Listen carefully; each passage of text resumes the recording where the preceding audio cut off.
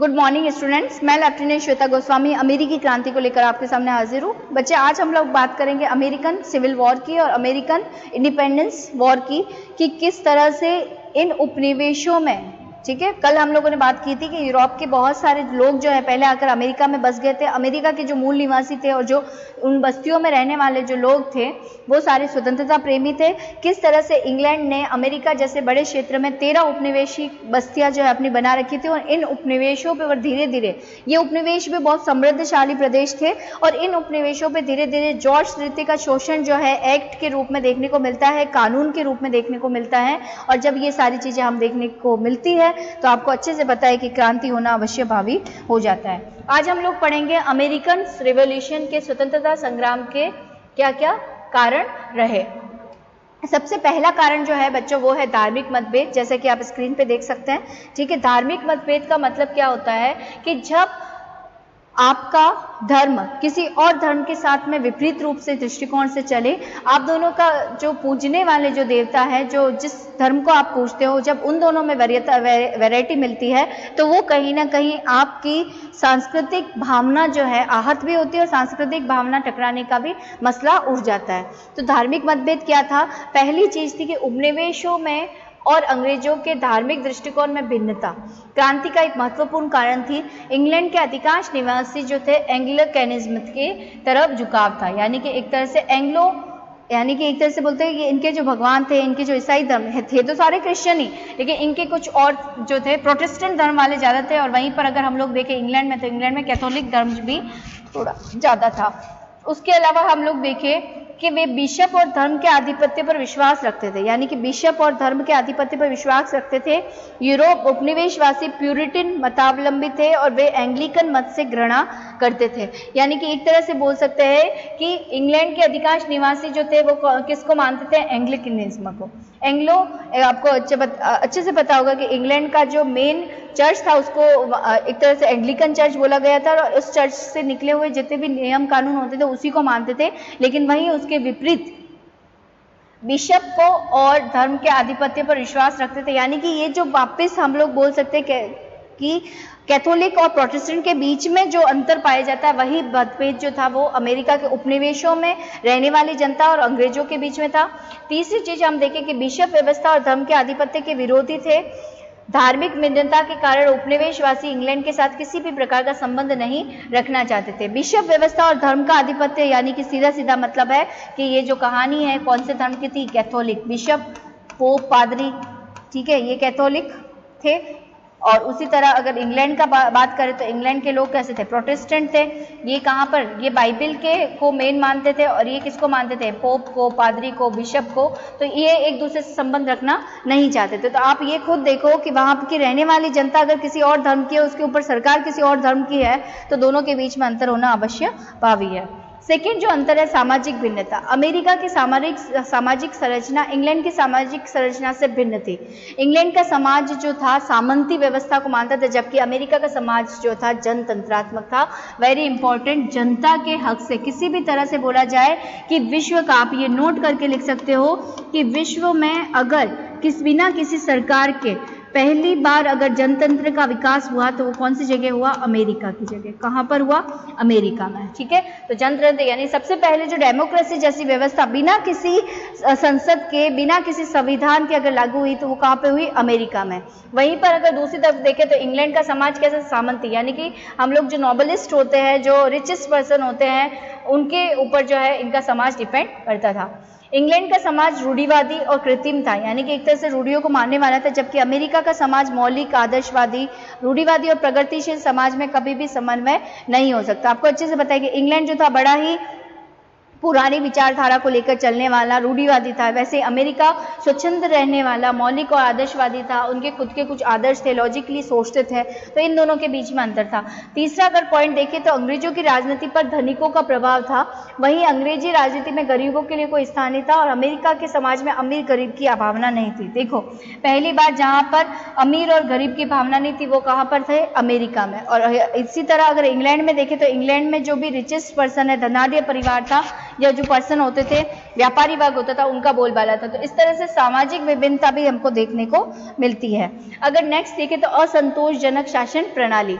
असंतोषजनक शासन प्रणाली का सीधा सीधा मतलब यह है कि उपनिवेशों में जो बसने वाले अंग्रेज थे वो पहले कहाँ पर इंग्लैंड की मान्यता और संस्थाएं भी लेते आए थे, यानी कि उपनिवेशों में बसने वाले अंग्रेज अपने साथ इंग्लैंड की मान्यता और संस्थाएं भी लेते आए थे। उपनिवेशों की शासन प्रणाली असंतोषजनक थी, कार्यकारिणी और व्यवस्थापिका में निरंतर संघर्ष होता रहता था।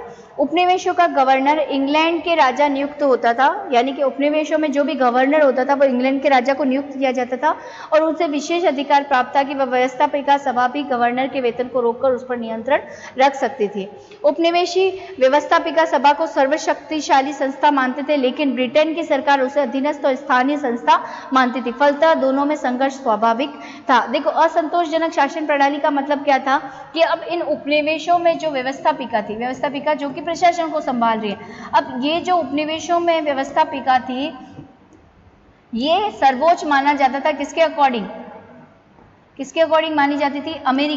अमेरिका मानती थी कि हमारे यहाँ पर उपनिवेशों में जितने भी व्यवस्थापिका द्वारा नियम कानून और टैक्स जो भी मान्य है वो ही सभी कार्य जो है वो सही है, यानी कि उपनिवेश अमेरिका में रहने वाले जितने भी उपनिवेश थे वो लोग व्यवस्थापिका को सही मानते थे। लेकिन वहीं उसके बदौलत हम देखें तो इंग्लैंड जो है, इंग्लैंड का राजा या गवर्नर जो है वो एज इट इज इस व्यवस्थापिका द्वारा बनाए हुए कानून को मानने से रद्द कर सकता था।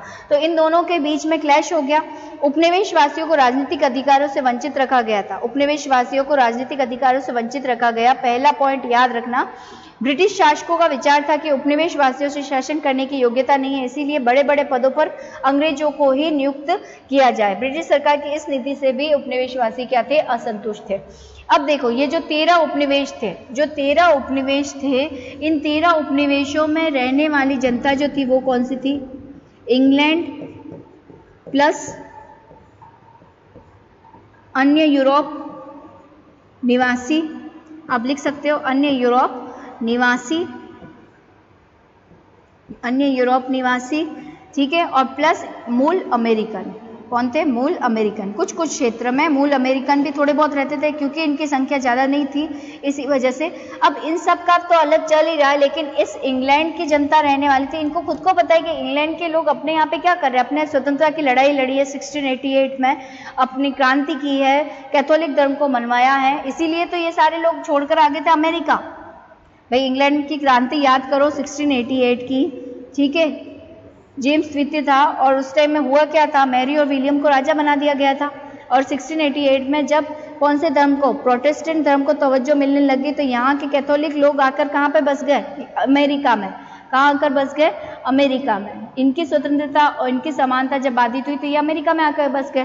थोड़े टाइम बाद में इंडस्ट्रियल रेवोल्यूशन का पुरजोर जो बोलते हैं कि एक तरह से व्यवस्था फैली और व्यवस्था के फलस्वरूप ही इन्होंने अमेरिका जैसे लोग क्षेत्र में ही अपने उपनिवेश बनाने शुरू कर दिया। उस उपनिवेश में रहने वाली मूल जनता कहाँ की थी? इंग्लैंड की थी।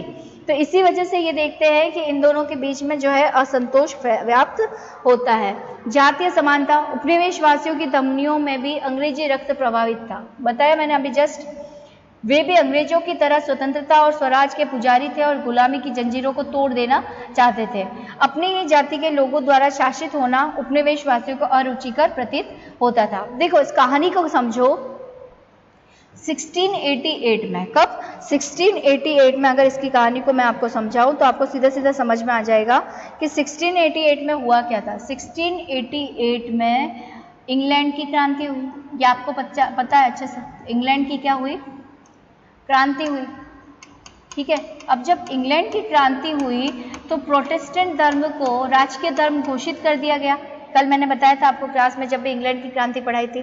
और प्रोटेस्टेंट धर्म के ही लोगों को जब तवज्जो देने लग गए तो यहाँ पर रहने वाले जो कट्टर कैथोलिक लोग थे इन्होंने अपना पलायन कर दिया। कहाँ की तरफ? ये कैथोलिक लोग जो है पलायन कर गए। और ये पलायन कहाँ कर गए? पलायन कर गए अमेरिका की तरफ।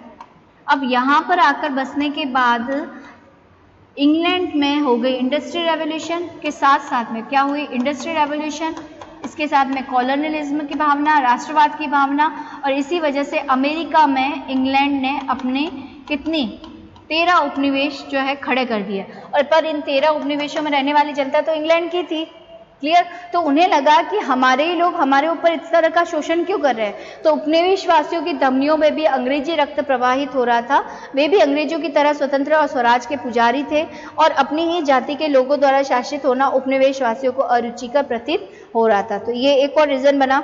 नेक्स्ट रीजन, उपनिवेश वासियों का ब्रिटेन के प्रति रुख। अब उपनिवेशवासी कभी भी इंग्लैंड के लोगों को अपना नहीं समझ रहे थे।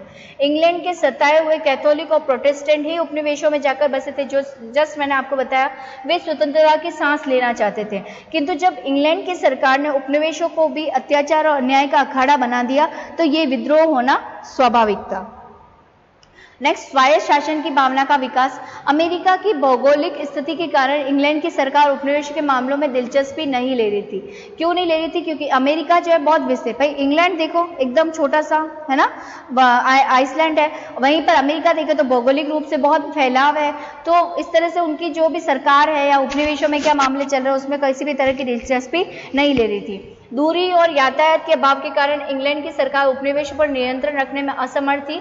इसीलिए उपनिवेश वासियों ने शासन संबंधित समस्याओं का समाधान स्वयं खोज निकाला और स्वशासन की भावना इनमें जग पड़ी। भाई इंग्लैंड में, भाई तुम हमारे उपनिवेश हो, क्लियर, तो हमारी रिस्पॉन्सिबिलिटी, मोरल बनता है कि मोरल ड्यूटी बनती है कि आपके बारे में जो भी है हम सोचे, कुछ यातायात संबंधी या फिर किसी भी तरह का डेवलपमेंट संबंधी कोई डिसीजन लेना है तो हम ले। लेकिन इंग्लैंड वासी ऐसा नहीं करते थे, क्योंकि अमेरिका से इंग्लैंड की दूरी थी। दूसरा, अमेरिका अपने आप में बहुत विस्तृत रूप में फैला हुआ था, तो बिल्कुल कम दिलचस्पी लेता था। तो अपने यहाँ की स्वायत्त शासन को संभालने के लिए, प्रशासन को संभालने के लिए उपनिवेश वासियों के ही जो बुद्धिजीवी और मध्यम वर्ग था वे आगे आए और उन्होंने स्वशासन की भावना जगाई। इंग्लैंड की प्रजातांत्रिक परंपरा में पीला उपनिवेशवासी उत्तरदायी शासन के गुणों का उपयोग करना चाहते थे। यानी कि एक तरह से बोला जाता है कि इंग्लैंड की प्रजातांत्रिक परंपरा में उपनिवेशवासी उत्तरदायी शासन के गुणों का उपयोग करना चाहते थे। नेक्स्ट, बुद्धिजीवी वर्ग का नेतृत्व। जन क्रांति का नेतृत्व हमेशा ही बुद्धिजीवी वर्ग करता है। उपनिवेशवासियों को संघर्ष का नारा अंग्रेजों से ही मिला था, यानी कि संघर्ष सबसे पहले किया भी तो इंग्लैंड ने था। जॉन लॉक, रूसो, वोल्टेयर और मॉन्टेस्क्यू जैसे दार्शनिकों का उपनिवेशवासियों पर प्रभाव पड़ा। भाई जॉन लॉक ने क्या बोला, रूसो ने क्या बोला? रूसो ने, आपको अच्छे से पता है, रूसो ने एक जो है अपना सोशल कॉन्ट्रैक्ट, रूसो की एक पुस्तक है, ठीक है, उस रूसो की पुस्तक का नाम क्या है? The social contract, social contract, ठीक है, हिंदी में इसे सामाजिक समझौता बोल सकते हो, लेकिन इंग्लिश में इतना तो याद कर ही लोगे, द सोशल कॉन्ट्रैक्ट। इसमें इसने बोला कि मनुष्य जो है स्वतंत्र, मनुष्य प्रकृति में स्वतंत्र जन्म लेता है और प्रकृति द्वारा जितने भी संसाधन है उसे वो समान रूप से उसका उपयोग करता है। लेकिन जैसे जैसे समय निकलता है और समाज की तरफ से फिर भी मनुष्य की स्वतंत्रता बाधित है। उसने सबसे पहला लाइन जो बोला वो क्या बोला? फिर भी जो मनुष्य है हर तरफ जंजीरों से झगड़ा हुआ है और मनुष्य की स्वतंत्रता क्या है? बाधित है। और ये स्वतंत्रता बाधित करने वाले व्यक्ति कौन है? हमारे जो इंग्लैंड जैसे देश है वो स्वतंत्रता बाधित है। वो स्वतंत्र रूप से सोच नहीं सकता, स्वतंत्र रूप से चल नहीं सकता, स्वतंत्र रूप से अपने जीवन यापन नहीं कर सकता। मॉन्टेस्क्यू ने शक्ति पृथक्करण का बात नाम लिया। वोल्टेयर ने क्या बोला? ये हो सकता है मैं आपके विचारों से सहमत नहीं, लेकिन फिर भी आपके विचारों को प्रकट करने के, आपके अधिकार की मैं रक्षा करता रहूंगा, यानी कि अधिकार की बात की। मॉन्टेस्क्यू ने, वोल्टेयर ने समान अधिकार की बात की। मॉन्टेस्क्यू ने शक्ति पृथक्करण की बात की। किसकी बात की? शक्ति पृथक्करण की। शक्ति का पृथक्करण, शक्ति कभी भी एक लोग में नहीं होनी चाहिए, ये बोलता था। टॉमस पेन, जेम्स ऑरिस जैसे लेखकों ने राजा के दैवीय अधिकारों के विरुद्ध आवाज उठाई, जिससे भी लोगों में जागरण आया कि राजा कोई देवता नहीं है, हमारे जैसा ही समान पुरुष है। देखो और रीजन क्या बनते हैं? व्यापारिक एवं औद्योगिक। इंग्लैंड और उपनिवेशों के बीच तथा उपनिवेशों और अन्य यूरोपीय देशों के बीच वस्तुओं का आयात निर्यात ब्रिटिश जहाजों के द्वारा ही होता था और कुछ व्यापार संबंधी कानून थे। अब देखो बात समझना, इंग्लैंड के लोगों ने हर तरह से, इंग्लैंड वासियों ने, ब्रिटिशर्स ने अपना फायदे के लिए जितने भी उपनिवेश होते थे या फिर इन उपनिवेशों का अन्य विश्व के देशों के साथ में जो भी आयात और निर्यात होता था, उसके लिए जो जहाज यूज में लिए जाएंगे वो कौन से? ब्रिटिश जहाज, ताकि टैक्स जो है वो डबल मिले। बात आ रही है समझ में। उसके अलावा जैसे कपास है, चीनी है, तंबाकू है, केवल इंग्लैंड ही भेजी जा सकती है। वस्तुओं के उत्पादन पर प्रतिबंध कि आप इसका प्रोडक्शन नहीं कर सकते। कपास जो है इंग्लैंड ही करेगा, चीनी भी इंग्लैंड ही करेगा और तंबाकू भी इंग्लैंड ही करेगा। उसके अलावा उपनिवेशवासी लोहा, सूती कपड़े जैसी आवश्यक वस्तुओं का उद्योग अपने यहाँ अलग नहीं कर सकते थे। यानी कि लोहा है, सूती कपड़ा है, जहाँ से आपको अच्छा पैसा मिलता है, ये जो उत्पादन है, इनकी जो फैक्ट्रीज है, वो आप अपने उपनिवेशों में नहीं लगा सकते। ये किसने बोला था? इंग्लैंड ने। किसके द्वारा बाध्यता थी? भाई आपका एक्सपोर्ट और इम्पोर्ट होगा तो इंग्लैंड ने लगा रखा था चेक मार्क, बहुत सारे रूल्स की अगर एक्सपोर्ट इंपोर्ट की करना है तो भी हमारे जहाज ही यूज में लिए जाएंगे। कपास, चीनी, तंबाकू केवल इंग्लैंड ही करेगा। दूसरा लोहा, सूती कपड़े जैसे भी है तो आप अलग से उद्योग नहीं लगाओगे, अगर आप लगाओगे तो कंपटीशन में आ जाओगे। ठीक है, तो ये वाली भावनाएं जो थी वो थी। फिर सप्तवर्षीय युद्ध के परिणाम। सप्तवर्षीय युद्ध एक का सबसे बड़ा कारण था कि उपनिवेशवासियों में आत्मविश्वास की भावना जगी। क्यों जगी? क्योंकि सप्तवर्षीय युद्ध जो है बच्चों वो किस किस के बीच में लड़ा गया था? फ्रांस और जर्मनी, फ्रांस और इंग्लैंड के बीच में। अब इंग्लैंड की तरफ से जो लड़ने वाले थे वो इनके उपनिवेश के लोग ही थे, और ये उपनिवेश कौन कौन से थे? जिसमें भारत भी आ जाता था कभी कभी। चलो भारत तो अब उस टाइम तक इनका गुलाम नहीं हुआ था, लेकिन फिर भी जो उपनिवेश था वो कौन से थे? America, Africa. ठीक है, तो अमेरिका के लोग ही जब बोलते हैं कि इंग्लैंड वासी जीते भी इसलिए क्योंकि हम इनके खिलाफ लड़े, तो क्यों ना हम जब इनके खिलाफ लड़ेंगे तो भी जीत सकते हैं, तो अपनी स्वतंत्रता हम तो लेकर रहेंगे। अमेरिकन सैनिकों ने अंग्रेज सैनिकों के साथ मिलकर फ्रांस का मुकाबला युद्ध में किया था। उन्हें विश्वास हो गया था कि अंग्रेजों से अच्छा वो लड़ सकते हैं। आर्थिक स्थितियों में सुधार और शिक्षा के विकास के कारण उपनिवेशों में मध्यम वर्ग का जन्म हुआ जो राजनीतिक स्वतंत्रता के लिए प्रयास करने लगा। इस वर्ग के लोग स्वतंत्रता के इस संग्राम के अग्रदूत बने। इस वर्ग के लोग, कौन से वर्ग के लोग? सैन्य वर्ग, सैनिक वर्ग के लोग जो थे वो अग्रदूत बने। और उसी में आप एक व्यक्ति का नाम सुनते हैं जिसका नाम क्या था? George Washington. जॉर्ज वॉशिंगटन ने के नेतृत्व में जो है अमेरिकियों ने लड़ाई लड़ी थी। अब तात्कालीन कारण की बात करते हैं। अगर हम लोग बात करते हैं अमेरिकी स्वतंत्रता क्रांति के तात्कालीन कारण की, तो तात्कालीन कारण में क्या था कि अमेरिका के स्वतंत्रता संग्राम का तात्कालीन कारण वैसे तो ग्रीनवेल की पॉलिसी थी। अब तात्कालीन कारण में एक तरह से ग्रेनविल कौन था? आर्थिक मंत्री था, अर्थ मंत्री था, इकोनॉमिस्ट था। ग्रेनविल वैसे एक तरह से सेनापति भी बोल सकते हैं, और इसने सेनापति प्लस ये एक तरह से अर्थशास्त्री था, और इसने उपनिवेशों से कम टाइम में ज़्यादा से ज़्यादा पैसा लेने के लिए अलग अलग नियम कानून जो है लगा दिए थे अमेरिका के ऊपर। तो अमेरिका के स्वतंत्रता संग्राम का तात्कालीन कारण तो ग्रेनविल पॉलिसी थी, लेकिन फिर भी इसके अलावा भी बहुत सारी चीज़ें हुई थी। अब ग्रेनविल ने क्या किया था कि सप्तवर्षीय युद्ध के परिणाम स्वरूप आर्थिक संकट पैदा हो गया। किसान और मजदूर अपनी सीमा से बाहर जाकर आदिवासियों की भूमि आबाद करना चाहते थे, लेकिन ग्रेनविल ने इस पर क्या कर दिया? प्रतिबंध लगा दिया। ग्रेनविल ने नेविगेशन एक्ट, ग्रेनविल ने क्या क्या किया? नेविगेशन एक्ट लगाया। कौन सा एक्ट लगाया? Navigation act. ग्रेनविल की पॉलिसी में लिखना है नेविगेशन एक्ट। क्लियर? ग्रेनविल ने नेविगेशन एक्ट कड़ाई से लागू की। चोर बाजारी संबंधी मामलों की जांच के लिए एडमिरल्टी कोर्ट की स्थापना की। 1733 में मोलेसिस एक्ट बनाया। A British law that imposed a tax on molasses, sugar and rum. यानी कि ये नेविगेशन एक्ट लगाने के बाद में मोलेसिस एक्ट और लगाया। नेविगेशन एक्ट आप कहीं पर भी जा नहीं सकते एक अपनी जगह छोड़कर। ठीक है, दूसरा कौन सा लगाया? Molasses act. Molasses act, molasses act के अकॉर्डिंग शुगर है, रम है, ठीक है, शुगर और रम ये आप non British foreign colonies into the northern America colonies. क्या रूल था? अ British law that imposed a tax on molasses, sugar and rum imported from non British foreign colonies into the northern America colonies. ये जो है इसका सीधा सीधा मतलब ये है कि जो भी शुगर है, रम है, मोलेसिस जो है वो अगर अन्य उपनिवेशों से आता है, ठीक है, जो किसके नहीं है? ब्रिटिशर्स के उपनिवेश नहीं है, और उससे अगर अमेरिका मंगवाता है, इंपोर्ट करता है, तो उसके ऊपर इनको क्या देना पड़ेगा? टैक्स देना पड़ेगा। उसके अलावा ग्रेनविल ने चुंगी टैक्स, स्टैंप एक्ट बोल सकते हो, ठीक है, चुंगी की वसूली में सख्ती दिखलाई। बंदरगाहों पर अंग्रेज कर्मचारी तैनात किए गए और टैक्स नहीं देने वालों के घर की तलाशी भी ली जाती थी। 1765 में कौन सा एक्ट आया? Stamp act. जब अखबार कानूनी कागजात और बंधक संबंधी दस्तावेज और इश्तहारों पर सरकारी टिकट लगाना अनिवार्य कर दिया। इस कानून के कारण उपनिवेशों के पात्र प्रकाशकों, इश्तहार निकालने वालों, वकील और व्यापारियों की भारी क्षति उठानी पड़ी। भाई अखबार कानूनी कागजात और जितने भी होते थे उसके ऊपर स्टैम्प लगता था किनका, इंग्लैंड वासियों का, इसी वजह से इनको भारी क्षति उठानी पड़ी। उपनिवेश वासियों के विरोध के कारण 1766 में स्टैम्प एक्ट को बंद कर दिया गया, लेकिन यह स्पष्ट कर दिया गया कि ब्रिटिश सरकार को उपनिवेशों पर कर लगाने का अधिकार है।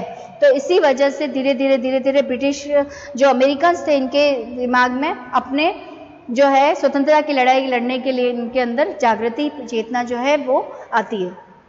नेक्स्ट है Boston T party, main important है बोस्टन टी पार्टी। कई बार 2 नंबर 4 नंबर के क्वेश्चन भी आ जाते हैं।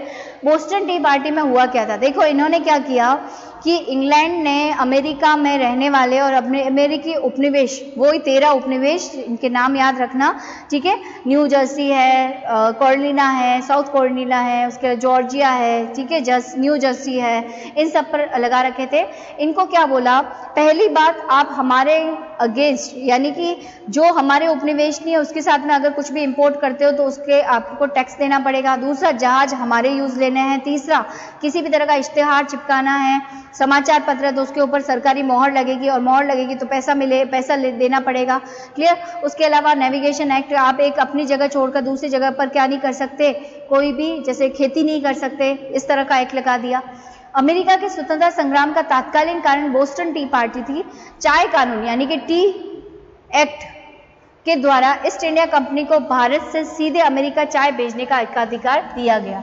यानी कि ईस्ट इंडिया कंपनी को भारत से सीधे अमेरिका चाय भेजने का अधिकार दिया गया।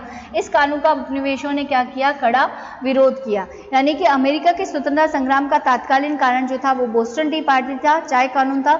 1773 में कंपनी की तरफ से, कौन सी कंपनी, ईस्ट इंडिया कंपनी, ये वो टाइम है जब ईस्ट इंडिया कंपनी ने कदम फैला रखे अपने कहाँ पर, इंडिया में। तो 1773 में कंपनी की चाय से लदे जहाज अमेरिका के बोस्टन बंदरगाह पर पहुंचे। पहला पॉइंट, उपनिवेशवासी सरकार द्वारा चाय पर कर लगाए जाने से क्रोधित थे। जहाजों के बंदरगाह से पहुंचने पर बोस्टन के नागरिकों ने आदिवासियों के वेश में चाय की पेटियों को समुद्र में फेंक दिया, और यही उस टाइम का तत्कालीन चिंगारी भड़काने का कार्य करता है। यह घटना बोस्टन टी पार्टी के नाम से या बोस्टन चाय पार्टी के नाम से विख्यात है। प्रतिक्रिया में सरकार ने बोस्टन बंदरगाह को व्यापार के लिए बंद कर दिया, दमनकारी कानून लगा दिए, और इस घटना ने स्वतंत्रता संग्राम को बिगुल बजा दिया। अमेरिकी स्वतंत्रता संग्राम के विभिन्न चरण और स्वरूप औपनिवेशिक सरकार की नीतियों से शुद्ध होकर उपनिवेशवादी संघर्ष के लिए तैयार हुए थे। इसका प्रारंभ फिलाडेल्फिया के प्रथम सम्मेलन में हुआ। देखो, जैसे ही बोस्टन टी पार्टी वाला कांड हुआ, ठीक है, क्या हुआ, बोस्टन टी पार्टी वाला जो एक्ट है वो हुआ, तो लोगों ने यानी कि ब्रिटिशर्स ने बोस्टन बंदरगाह को क्या कर दिया, पहले तो इनके लिए बिल्कुल इम्पोज कर दिया। उसके बाद में जो वहाँ के क्रांतिकारी थे, जो नागरिक थे, उनके ऊपर क्या चलाई, गोलीबारी की। इसी वजह से ये जो 13 उपनिवेशों के लोग थे, इन्होंने सबसे पहली बैठक कहाँ पे की, फिलाडेल्फिया में सम्मेलन बुलाया कि हाँ, टाइम आ चुका है कि अब हमें क्या करना पड़ेगा कि अपनी आवाज को बुलंद करना पड़ेगा और इनके अगेंस्ट कुछ ना कुछ एक्शन लेना पड़ेगा। ठीक है, तो आज के लिए इतना ही। आई होप कारण आपको समझ में आ गए होंगे कि पहला क्या कारण था, आपको अच्छे से बताया, सामाजिक विभिन्नता। पहला जो रीजन था वो क्या रीजन था बच्चों, पहला था धार्मिक मतभेद, एक कैथोलिक था एक प्रोटेस्टेंट था, दोनों की बनती रही थी। दूसरा सामाजिक विभिन्नता, एक सामंतवादी थे, एक समाज को मानते थे, एक प्रजातंत्र के अकॉर्डिंग चलते थे, असंतोषजनक शासन प्रणाली, एक राजा को सर्वोच्च मान रहा और एक व्यवस्थापिका को सर्वोच्च मान रहा। जातीय समानता के उपनिवेशों में रहने वाली जनता भी अंग्रेजी थी और अंग्रेज थे ही, तो इन दोनों के बीच में इतना क्लैशेस कैसे थे आगे।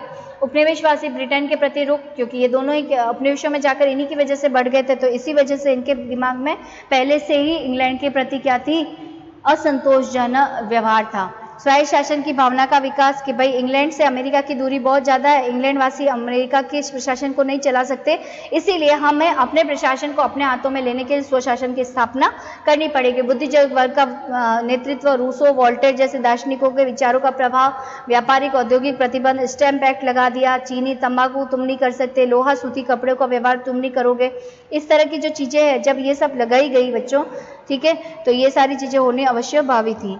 फिर उसके बाद में सप्तवर्षीय युद्ध, जब अमेरिका ही इंग्लैंड की तरफ से लड़ रहा है और जीत रहा है, तो अमेरिकी लोगों को विश्वास हो गया था, जिसमें जॉर्ज वॉशिंगटन भी इसका पार्ट थे। तो जॉर्ज वॉशिंगटन को लगा कि जब हम फ्रांस के खिलाफ लड़कर इंग्लैंड को जीत दिला सकते, तो क्यों ना इंग्लैंड के खिलाफ लड़कर हम अमेरिका को स्वतंत्रता दिला सकते हैं, ये पॉइंट था।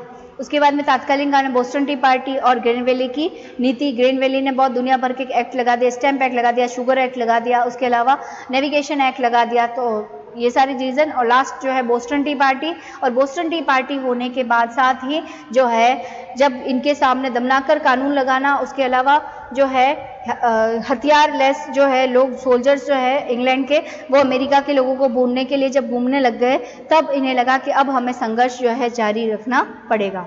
ओके, तो आज के लिए इतना ही। कल हम पढ़ेंगे कि इस क्रांति के परिणाम क्या रहे और किस तरह से इन्होंने अपनी स्वतंत्रता को प्राप्त किया। Thank you so much. जय हिंद, जय भारत।